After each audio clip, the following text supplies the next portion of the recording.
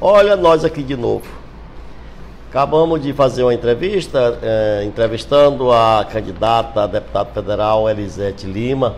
E neste momento voltamos aqui na redação do Portal AZ, no AZ das eleições, e vamos entrevistar outra candidata a deputada federal. Desta vez é a promotora de justiça do Piauí, doutora Leida Diniz. Eu, como já disse com os outros candidatos, quero dizer aqui para a nossa convidada que essa é uma interação que fazemos com o Facebook. Nossos colegas do Facebook, que aqui perguntam, fazem críticas, elogios, né? Emitem sua opinião, enfim. E, doutora, a nossa intenção é exatamente pegar de cada candidato as propostas que eles têm numa eventual eleição, uma eventual só vitória no seu cargo, que propostas eles têm para o desempenho de seus mandatos e, claro, em benefício da população do Piauí. Eu gostaria, antes de iniciar a entrevista com a promotora, fazer um breve relato aqui do que da sua vida. Ela é promotora de justiça da 35ª Promotoria de Teresina, do Núcleo da Família Pública, da Fazenda Pública, e coordenador do Centro de Apoio Operacional de Defesa da Infância e da Juventude. Tem importante trabalho realizado no estado do Piauí na defesa dos direitos humanos de crianças e adolescentes. Como advogada, atuou na defesa dos perseguidos na ditadura militar através da Comissão de Justiça e Paz da Arquidiocese da Paraíba. Da Paraíba? Sim. Paraíba, né? Como advogada da Federação dos Trabalhadores da Agricultura, FETAG, auxílio na defesa dos pequenos produtores rurais e em defesa da terra e agricultura familiar. Ela ingressou no Ministério Público do Estado do Piauí em 1988, como promotor de justiça adjunta. Como promotor de justiça, coordenou o Centro de Apoio de Defesa da Infância e da Juventude do Ministério Público e retornou em 2010 à coordenação do Centro de Apoio de Defesa da Infância e da Juventude. Bom, nós geralmente colocamos baseado em três pontos interessantes que são basilares: saúde, educação e segurança. Mas nós vamos desenvolver na medida que vamos buscando e a senhora vai dizendo das suas propostas. Se a senhora tiver mais alguma informação para passar antes de começar, fique à vontade. Boa tarde, sou Leida Diniz, sou promotora de justiça inativa e iniciei a nossa carreira como advogada militante nos sindicatos, nas comunidades eclesiais de base e, portanto, com essa trajetória sempre voltada para a construção de um novo direito que eu denomino o direito da libertação. O direito voltado para os oprimidos, né? Haja vista que naquela época a sociedade, os movimentos sociais, políticos e sindicais passavam pelo fim da ditadura dos anos 60, 64, 70. Então, assim, foi uma trajetória toda voltada e construída para uma militância social e sindical. Quando vem ao Piauí, a convite do movimento sindical dos trabalhadores rurais, fui advogada da Federação dos Trabalhadores na Agricultura. E logo em seguida passei para o concurso público no Ministério Público, no qual obtive o 2º lugar. E aí não pude nem fugir, porque na 2ª colocação fui imediatamente nomeada, né? Então comecei a trabalhar em várias comarcas, né, em várias situações, e tive a chance de ser coordenadora do Centro das Promotorias da Infância e da Juventude e encerrando a nossa carreira na Promotoria da Fazenda Pública. Então, assim, encontro-me preparada para as proposições legislativas no sentido de dotar a sociedade com um arsenal jurídico competente e qualificado para a transformação dessa realidade de desigualdade social e muita exclusão. A senhora, nesse mistério, a senhora é uma das mais atuantes do Ministério Público, principalmente nessa questão de que a senhora falou, Por que essa motivação para entrar na política? Olha, o mundo do direito, do sistema de justiça, ele não é capaz de oferecer as mudanças que a sociedade precisa e necessita. Por quê? Nós trabalhamos com o arsenal jurídico fabricado pelo legislador. E quem é o legislador? São pessoas escolhidas pela sociedade. Congresso esse nacional, que é o cargo ao qual eu estou me propondo, Congresso Nacional ocupado na sua maioria por banqueiros, grandes empresários, latifundiários. E nós não encontramos, por exemplo, a participação da mulher. A mulher está subrepresentada no Congresso Nacional, como também está nas assembleias legislativas, nas câmaras municipais, nos executivos. Então, assim, uma candidatura feminina, ela se apresenta como uma grande oportunidade da representação feminina, ou seja, colocar a sociedade dentro das instâncias de decisões. Então, a nossa proposição também é por ser uma candidatura feminina, preocupada com a sociedade, com a família, preocupada com a infância, porque a mulher também sou mãe, né? Então, assim, preocupada com a vida da nossa infância e da nossa adolescência, dos nossos jovens, que é a nossa matéria-prima. Não existe riqueza maior do que a nossa infância. Uma das suas propostas é de revogar a reforma trabalhista. Sim. Não gostou dessa forma como fizeram aí no governo Temer? Não, porque ela desfez todo o contrato social chamado, né, quer dizer, todo um instrumental jurídico que foi ainda da era Vargas, que foi uma era progressista.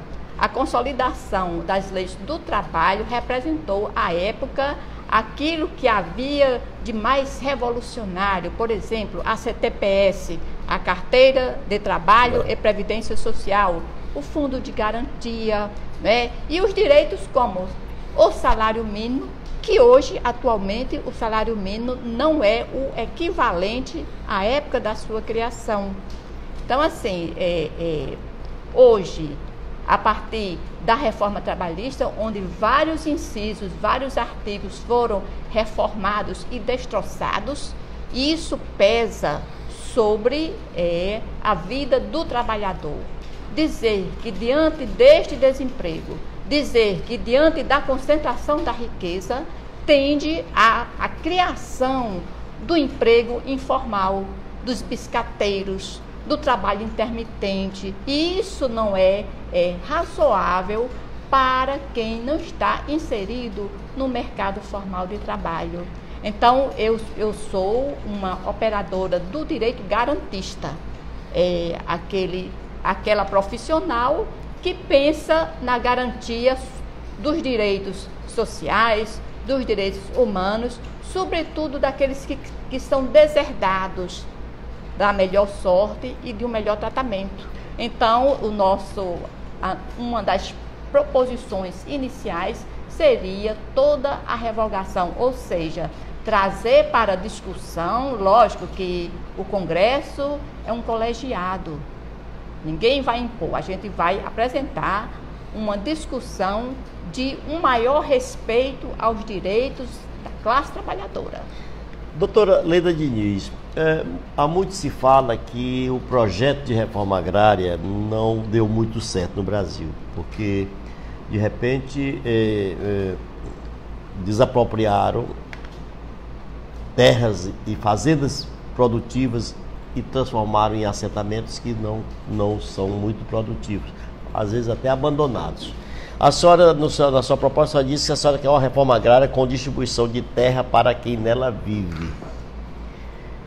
Sim. A senhora concorda com essa tese de que a reforma agrária, até aqui, encetada, ela não ofereceu esses resultados positivos? Porque participa do princípio dessas invasões e que se transformaram em assentamentos improdutivos.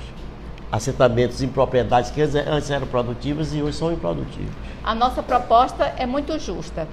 Quando nós falamos terra, trabalho e pão, quer dizer, terra para quem nela vive, subentende, por exemplo, que o pequeno comerciante que mora na cidade, ele não pode ser assentado. Não poderia ser assentado da reforma agrária, porque ele é comerciante na cidade. Ele da zona urbana. Na zona urbana. Então, assim, eu sou muito justa, nós não defendemos a distribuição de terra para quem não tem a vocação agrícola. Então, terra para quem nela vive, terra para quem nela trabalha, terra para quem precisa do sustento naquele local. Então, assim, porque alguns assentamentos não deram certo e outros deram muito certo. Na Paraíba, por exemplo, onde acompanhei mais de 80 projetos de assentamento, deram todos certo, quase todos certos. A produção agrícola é suficiente, é de qualidade. Agora, por quê? Porque tem assistência técnica. No estado do Piauí é preciso reforçar, melhorar a atividade de órgãos de assistência técnica, a exemplo do EMATER, né, que não se produz sem assistência técnica. Mas o EMATER está praticamente não se produz, ilustre Arimateia, não se produz sem um crédito agrícola suficiente. E no nosso entendimento, e nós, lá no item posterior da nossa plataforma de programa, nós defendemos um novo modelo de banco. Novo modelo de banco como? Sim, sim. Que nesse banco financeiro, nele possa adentrar o pequeno produtor rural, o pequeno comerciante. Por quê? O capital, o dinheiro, é necessário à boa produção e à produção de qualidade. Não se faz agricultura sem crédito agrícola. E eu pergunto, como fica a produção, por exemplo, do Fomento Mulher nas áreas de assentamento, que hoje não passa de R$5.000? E isso é muito pouco para, por exemplo, uma pequena criação de galinhas, de criatório de porcos, de ovinos. R$5.000 é muito pouco. E para o crédito família, hoje, o governo federal destina R$6.400. Para mim, é uma importância muito reduzida. E sabe por quê? Porque para os grandes empresários, para o agronegócio, o crédito agrícola é de R$100.000, é de a partir de R$200.000, ou seja, não há um parâmetro de justiça. Então, como eu defendi sempre, os desqualificados da vida, os deserdados da sorte, aqueles que não foram abarcados pelo Estado, aqueles e aquelas que não foram contemplados pelas políticas sociais, eu acho que nossa proposta é razoável. Defender um banco financeiro voltado para o construtivismo social, no sentido de também olhar com aquela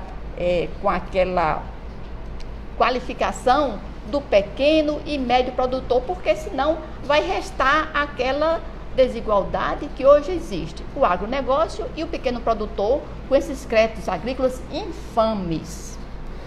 Ainda dentro da área, nós vamos falar da agricultura familiar, que está no seu programa, e na sua proposta de salário mínimo que cubra as necessidades familiares. Mas antes disso, eu queria só mostrar aqui a participação dos nossos colegas internautas. Nós temos o Agora Piauí está assistindo, o Veldo Alves diz que irei votar em você, a Nayara Costa dá a cena com o dedo positivo e diz: parabéns, doutora Leida Diniz, na torcida para você reforça a nossa bancada federal. Flávio Moraes entrou. O Floro Manuel, meu candidato a estadual é Floro Manuel 665222. Natasha Maranhão entrou, o Leomar Martins mandou um aceno positivo. O Marley Christian, esse aqui diz: ela se vendeu para o PT. Você responde aí, eu não sei em que sentido ele está dizendo. E o Bernardo Blanche diz: Leida, abraço. E meu candidato a estadual é o Floro Manuel 652222. Olha, esse fato de vender que esta agressão moral ele deixe para proferi-la no ambiente que ele quiser.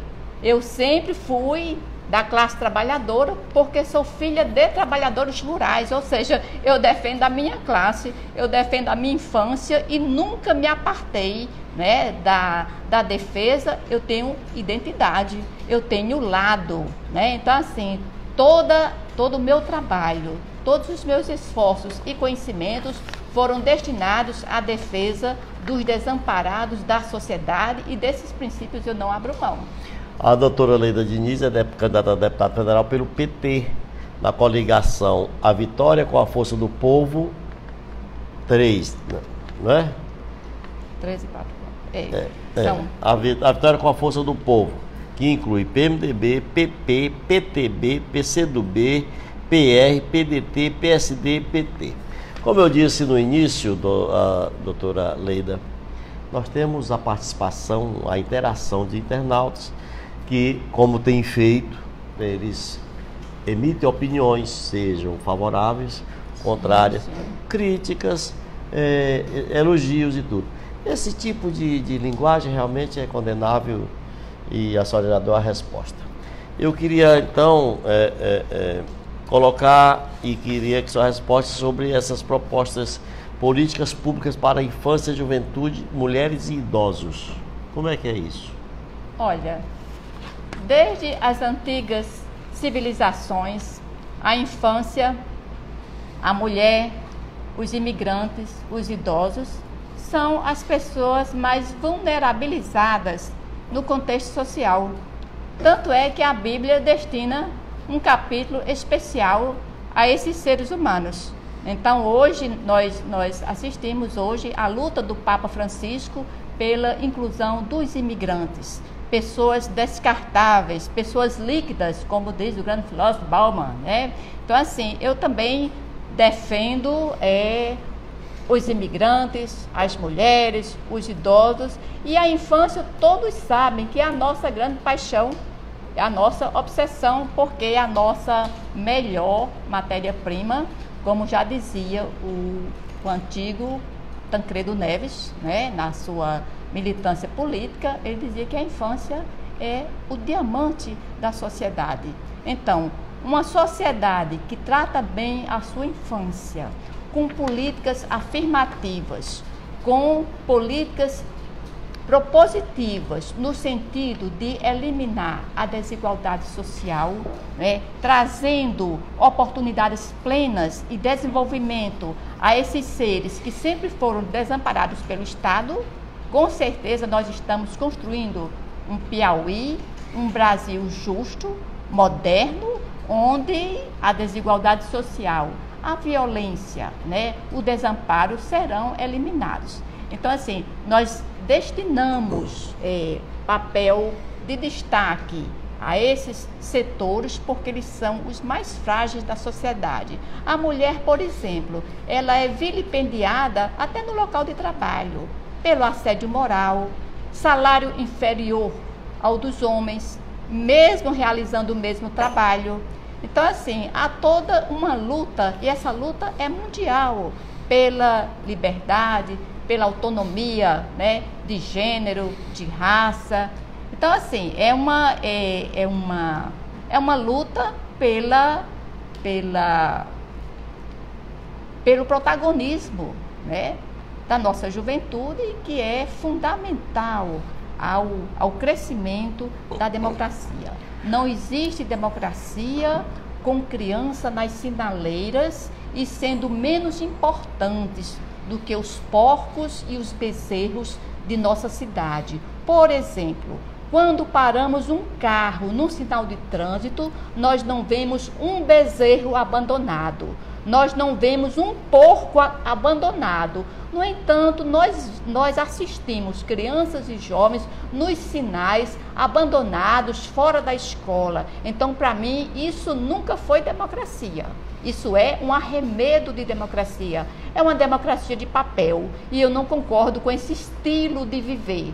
Eu não concordo com esse hábito que está se tornando banal.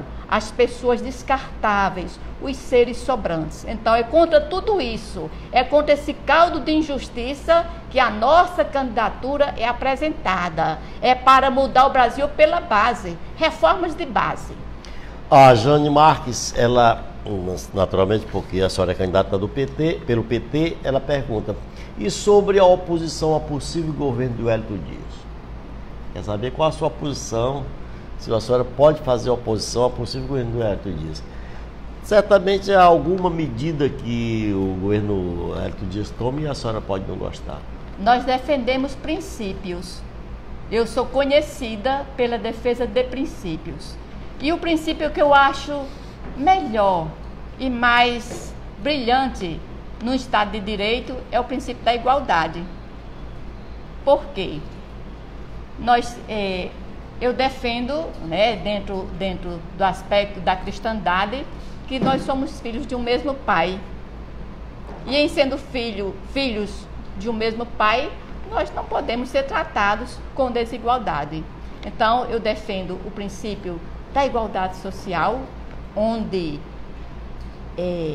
iremos lutar por uma sociedade sem ricos e sem pobres, uma sociedade mais nivelada, onde os trabalhadores possam ter empregos, salários decentes, onde nossos jovens possam ser, além de ter uma escola de qualidade, uma escola decente, porque nossas escolas ainda são pardieiros, e eu sou muito crítica, nós não vamos admitir, meu caro Arimateia, a existência de duas escolas. Uma escola de primeira linha para os filhos dos poderosos, dos ricos, da classe média alta, e uma escola de segunda ou terceira categoria para os filhos da pobreza. E isso, para mim, fere a regra da igualdade social. Então, a escola haverá de ser apta e qualificada para trazer para dentro dela o filho do carpinteiro, o filho do mecânico, o filho do médico. Por que não? Qual a dificuldade de juntar as classes sociais? Se a escola pública for de boa qualidade ou de excelente qualidade, né, a classe média, os ministros, os juízes também deveriam colocar seus filhos nessas mesmas escolas. O Joceilson Lula da Silva lhe chama de grande mulher. Ele diz que tem muita admiração, diz que a senhora está do lado certo da história, e se tivesse 2 votos para deputado federal, um era seu. Joceilson. Agora, voltando aqui no seu programa, como é essa história do salário mínimo que cubra as necessidades familiares? A Constituição Federal, ela proclama já tem lá já é direito positivado, não é criação. Eu não estou inventando a roda. A definição do salário mínimo, ela é interessante porque ela fala num valor, lógico que não é um valor monetário, mas há a disposição expressa de que o salário deve cobrir as necessidades de alimento, saúde, moradia, educação, transporte. Então, assim, por que a classe média não está a reivindicar serviços públicos? Porque geralmente ela nem precisa do Estado, né? Os setores sociais abastados da sociedade, os que gozam de salários altos, eles até dispensam o Estado, inclusive até no aspecto da segurança. E aí a gente já está adentrando no item da segurança. Né? Então, assim, você com alto salário, você sobe o seu muro, você guarnece de cercas elétricas, você tem vigias, você se protege.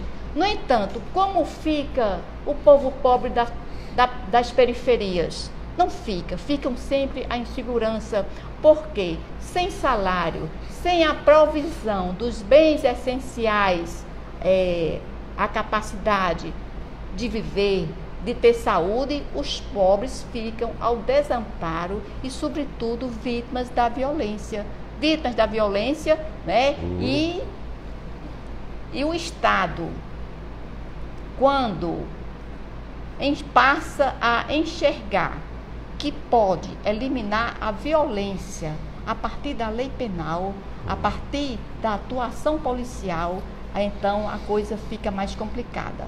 Então nós defendemos, porque nós nos preocupamos com a vida nua, com a vida concreta do brasileiro e do piauiense.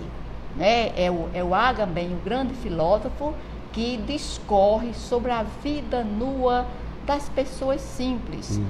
Aquelas pessoas, por exemplo, que sobram no orçamento público, aquelas pessoas que não foram incluídas nas políticas públicas de inclusão. São excluídas, e como né? existem pessoas sobrantes, pessoas descartáveis, pessoas que estão à margem da lei, à margem da cultura, à margem do direito. E esse próprio Agamben, ele fala que no Brasil, na América Latina, nós vivemos um estado de exceção.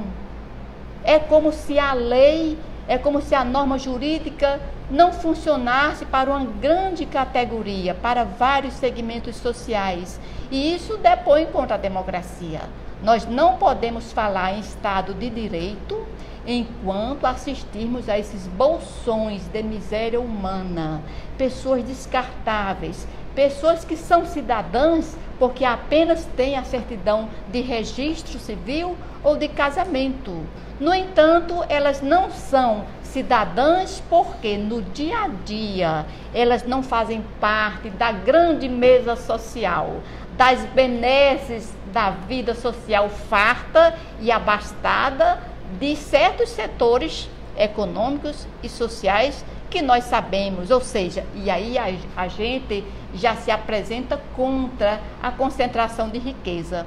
Nós defendemos princípios. Ora, se nós defendemos o princípio da igualdade social, eu sou contra a concentração dessas mesmas riquezas e bens, porque eu entendo que os bens naturais são bens de todos, são bens coletivos, por exemplo, a exemplo da água, a exemplo da energia elétrica. E aqui, meu caro Arimateia, eu já adentro na questão que eu também sou contra as privatizações dos bens públicos.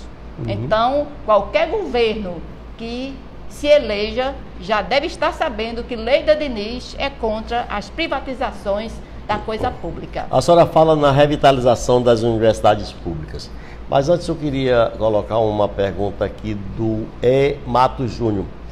E o escândalo dos consignados do governo do Hélio Dias, o que a senhora acha? Olha, a essa altura eu saí do sistema de justiça. Agora, todo fato que implique em ato de improbidade ou ato de criminalidade deva sim ser apurado pelo sistema policial e pelo sistema de justiça. E a senhora sempre denunciou, eu sempre fiz inúmeras ações civis que eram as causas da minha alçada. Eu saí do cargo com centenas de ações civis. Eu era campeã de denúncias, né, acerca, lógico que as ações de improbidade, elas são na área civil. Eu nunca fui em Teresina promotora de justiça da seara criminal, eu sempre fui da área civil. Então, assim, é dever da justiça, né, apurar criteriosamente, profundamente e com isenção toda e qualquer notícia de mal aplicação dos recursos públicos. É dever, sim, da justiça. A revitalização da universidade, como pode acontecer, na sua visão? Por exemplo, nós somos contra a emenda constitucional 95 do final do ano de 2016, que decretou o congelamento dos recursos públicos destinados à educação, à saúde e à segurança. Com tal medida, certamente os governos estaduais, o governo federal e municipais agora vão encontrar dificuldade em desenvolver as políticas públicas relativas a essas áreas. Não se pode, por exemplo, congelar verbas públicas que seriam destinadas às áreas mais sensíveis da sociedade, que são saúde e educação. Isso é uma afronta à ciência, é uma afronta à pesquisa, é uma afronta à tecnologia, né? Então, assim, isso aconteceu porque nós sabemos que a economia falhou no mundo inteiro. Desde 2008, com a crise econômica, o mundo inteiro, quer dizer, e certos países da América Latina, também a exemplo do Brasil, está enfrentando esta crise. Agora, esta crise também ela é evidenciada, sobretudo, pela concentração de riquezas e a má distribuição dos bens e das oportunidades e dessas mesmas riquezas. A senhora não disse o seu número. Olha, eu fico tão preocupada com a defesa dos princípios que eu defendo, que eu esqueço até de dizer que sou candidata. Então, assim, eu não sou política para seria para apenas um mandato, para dizer que a gente pode fazer política sem carreirismo, sem vaidade e mudar a sociedade pela base, para fazer um Brasil diferente, um Brasil de oportunidades para todas e para todos e para todas. Eu me chamo Leida Diniz, sou candidata com o número 1344.